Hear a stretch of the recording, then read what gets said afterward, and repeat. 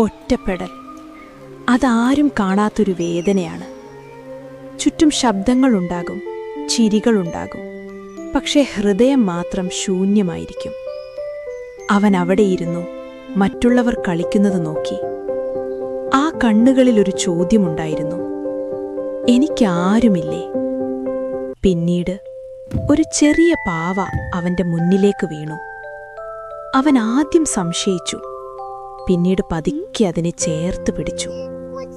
ആ നിമിഷം അവൻ ഒറ്റയല്ലായിരുന്നു. അതൊരു പാവ മാത്രമായിരുന്നു, പക്ഷേ അതവനൊരു ലോകമായിരുന്നു. കാരണം ചിലപ്പോൾ സ്നേഹം വലിയതാകേണ്ടതില്ല, അത് ചെറിയതായാലും മതി ഹൃദയം നിറയാൻ.